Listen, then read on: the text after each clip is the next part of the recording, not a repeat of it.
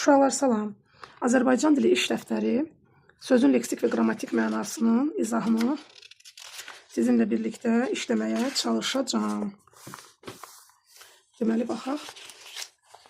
Görək, burada nə var? Burada var leksik məna. Burada məcazlar var, uşaqlar.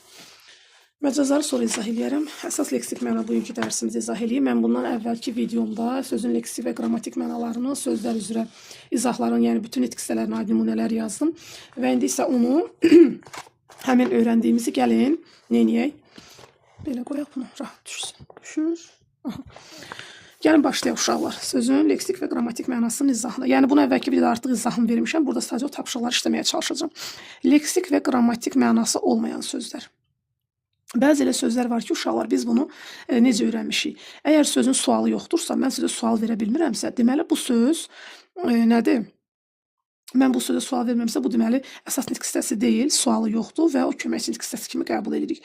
Burada qoşma, ədat, bağlayıcı, modal sözlər bilirik ki, bunlar sualı olmayan köməkçi nitq hissələridir. Bura baxırıq. Sözləri bizim üçün qruplaşdır. Leksik və qrammatik mənası olan sözlər. Yəni həm leksik mənası olsun, həm də qrammatik mənası olsun. Məsələn, baba sözünün həm leksik, həm də qrammatik mənası var. Məgər sözünün yalnız və yalnız qrammatik mənası var. Çünki məgər sözü modal söz kimi işlənir və bu da leksik mənası ola bilən söz deyil. Kitab sözü. Kitab sözünün həm leksik, həm də qrammatik mənası var. Çünki kitab sözünə bir sual veririk. Nə? Kitab. Və bu da artıq nə adlanır? Bizim sözümüz həm leksik, həm qrammatik olur. Və bitişdirici, bağlayıcıdır və ilə lalə bağlayıcılarımız var və bağlayıcısının da yalnız qrammatik mənası var. Çünki o heç bir suala cavab vermir. Teatr. Teatrın nə olduğunu bilirik və bilirik ki, bu sözün həm leksik, həm qrammatik mənası var. Yaşıl. Yaşıl sözdə nə bildirir? Rəng bildirir, sualı var. Sual da varsa, deməli, əsas nitq hissəsində leksik və qrammatik mənası var.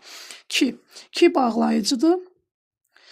Gördüm ki, gəldi ki və biz buna sual verə bilmirik. Sual verə bilmirik çünki bu nədir? Yalnız qrammatik mənası var. Axı. Axı sən oxumamışdın. Burada modal söz kimi istifadə olunur cümlələrdə. Və modal söz kimi istifadə olunduğuna görə biz bilirik ki, bu qrammatik mənası var, leksik mənası yoxdur. Bəlkə. Bəlkə sən gələsən. Bu da köməkçi nitq hissəsidir və köməkçi nitq hissəsinin də leksik mənası olmur, yalnız qrammatik mənası olur. Ölkə. Ölkə. Nə? Ölkə.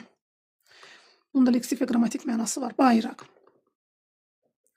Yəni, əsas nitq hissələri olan sözlərin hər birinin leksik və qrammatik mənası var. Fərqi yoxdur, hansı nitq hissəsi olursa olsun. Əgər nitq hissəsi isə, deməli, onun həm leksik, həm qrammatik mənası var. Üçün. Qoşma, ədat, bağlayıcı, modal sözlər, bunların hər biri köməkçi nitq hissəsidir və onlara aid olan sözlər də hamısı yalnız qrammatik mənaya sahibdirlər. İndi burada bizdən soruşur ki, ikinci tapşırıqda leksik mənası olan sözləri seçib yazın. Yəqin ki, sözü sualı olmayan köməkçi sözdür. Bilirik ki, bu söz nitq hissəsi deyil, amma həyətdə sözü leksik mənası olan sözdür. Ona görə də biz bura həyətdə sözün yazırıq. Yəqin kini yox. Sevda həyətdə oynayır. Yay tətili başlanır. Nəhayət qoysam bura, nəhayət yay tətili başlanır. Nəhayət sözünü mən təhlil eləyə bilmirəm, sual verə bilmirəm. Çünki o köməkçi nitq hissəsidir. Əsas nitq hissəsi deyil. Bu gündən isə zaman zərfi kimi bunu biz neynirik? Təhlil edə bilirik. Valideyn övladından ötürü narahat olur. Övladından ötürü yazsam, ondan ötürü, səndən ötürü, yəni ötürü qoşma kimi işlənir, məndən ötürü. Ötürünü mən təhlil edib ona əlavə leksik məna verə bilmirəm. Ötürü sözünün ayrılıqda heç bir mənası yoxdur. Köməkçi sözlər nədir? Ayrılıqda olan bir mənası olmasın. Qoşulur. Yəni sözə qoşulduğu zaman müəyyən bir mənası olur. Amma həmişə sözünü zaman kimi istifadə edə bilirəm. Həmişə. Nə zaman? Həmişə narahat olur. Nə zaman narahat olur? Həmişə. Burada mən həmişə təkrarda sual verib leksik məna verib ona həm də nitq hissəsi kimi istifadə edə bilirəm. Tədbirə qatılmaq istəmirsən, məgər tədbirə qatılmaq istəmirsən, məgər cümlənin sadəcə olaraq qüvvətləndirici ədat kimi işlənir. Məgər tədbirə qatılmaq istəmirsən, yoxsa tədbirə qatılmaq istəmirsən, bu cür modal söz kimi istifadə olunur. Bunun kənarda heç bir mənası yoxdur və biz bunu təhlil eləmək, leksik məna verə bilmərik buna. Bu yalnız qrammatik mənada qalır. Amma sən əvəzlikdir, əsas nitq hissəsidir və biz onu bura yaza bilərik ki, sən tədbirə qatılmaq istəmirsən, leksik mənası var, qrammatik mənası var.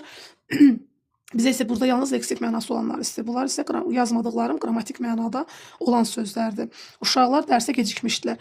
Uşaqlar deyəsən gecikmişdilər. Deyəsən burada təxmin edirsən. Deyəsən sözün kənarda mən yazsam onu təhlil etməyim çətin olar, amma leksik məna vermək istəyirəmsə normal nitq hissəsini, əsas nitq hissəsini götürməliyəm və bura dünəni yazmalıyam. Uşaqlar nə zaman dərsə gecikmişlər? Uşaqlar dünən gecikmişlər dərsə. İndi burada bizə nə deyir? Deyir, verilən sözlərin uyğun gələnini boşluqlara yazaraq cümlələri tamamla. Nərgiz və Leyla eyni binada yaşayırlar. Əlbəttə, bəlkə, nəhayət.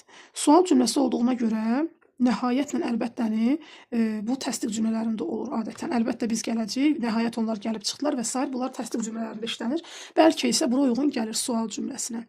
Təxmin eləyir. Bəlkə Nərgiz və Leyla eyni binada yaşayırlar. Təəssüf ki, çünki güya biz qalib olduq, yarışa yaxşı hazırlaşmışdıq. Təəssüf ki, təbii ki, buna uyğun gəlmir. Yarışda qalib olsa niyə təəssüf hissi keçirsin? Güya yaxşı hazırlaşmışdıq. Bu da biraz xoşa gəlməz bir hal yaranır ki, qalib olubsa niyə güya yarışa yaxşı hazırlaşır? Burada çünki səbəb-nəticə əlaqəsidir. Qalib olduq. Qalib olduğumuzun səbəbi nədir? Çünki yaxşı hazırlaşmışdıq. Bu səbəb-nəticə əlaqəli cümlədir. Yalnız tamamilə bəs. Bu düzgün qərar idi. Ona görə də hamı razılaşdı. Bu bəs düzgün qərar idi. Bu sual cümləsi onda ola bilər. Bəs düzgün qərar idi. Onda hamı razılaşmamış olardı. Bu yalnız düzgün qərar idi. Bu da təbii ki, uyğun gəlir. Amma bu tamamilə düzgün qərar idi. Artıq sözü təhlil etməyə də ehtiyac olmur. Sanki söz özü istəyir ki, məni bura yaz. Lap, məhz, əsl. Qəzeti hazırlamaq bizim qrupa tapşırılmışdı. Yəni başqa qruplara tapşırıla bilərdi, amma məhz bizim qrupa tapşırılıb. Yəni yalnız bizim qrupa tapşırılıb. Burada da məhz sözündən istifadə olunacaq. Bu da bizim 6-cı səhifə iş dəftərimizin izahı. Hələlik uşaqlar. Növbəti iş dəftəri videolarında və izahlarda görüşənədək.